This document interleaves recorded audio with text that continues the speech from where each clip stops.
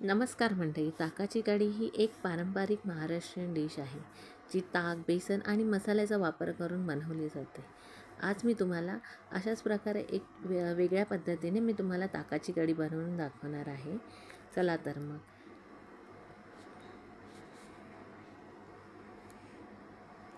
यासाठी मी 1 चमचा धणे, बडीशेप, जिरे, चिमूटभर हळद, 4 हिरव्या मिरच्या, 10 लसूणच्या पाकळ्या, अर्धा आल्याचा तुकडा, 1 मीडियम कांदा बारीक चिरलेला, कढीपत्ता आणि 1 वाटी ओलं खोबरं आणि थोडीशी कोथिंबीर. हे सर्व साहित्य मी मिक्सरमध्ये थोडं पाणी टाकून बारीक वाटून घेतलं.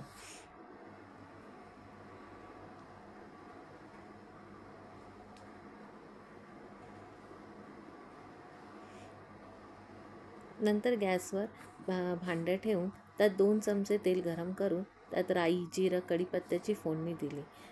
थोडं हिंग पण टाकलं आणि मिश्रण चांगलं तडल्यानंतर त्यामध्ये मी मिक्सरमध्ये बारीक केलेली पेस्ट टाकली आणि त्याला चांगली उकळी येऊ दिली. इथे उकळी येईपर्यंत दुसरीकडे मिक्सरच्या भांड्यातून 1 वाटी दही आणि थोडं पाणी टाकून मिक्सरमध्ये बारीक चांगलं फेटून घेतलं.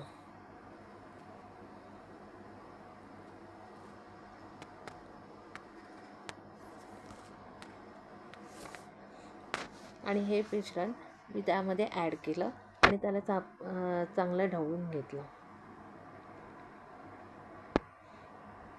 आता मिश्रण चांगलं ढवळून घेतल्यानंतर त्यावरती थोडीशी कोथिंबीर पेरली आणि त्याला थोडी उकळी येऊ दिली. अशा प्रकारे आपली ताकाची कढी तयार झालेली आहे. तुम्हाला जर माझी रेसिपी आवडली असेल तर मला लाईक आणि सबस्क्राईब करायला विसरू नका. धन्यवाद.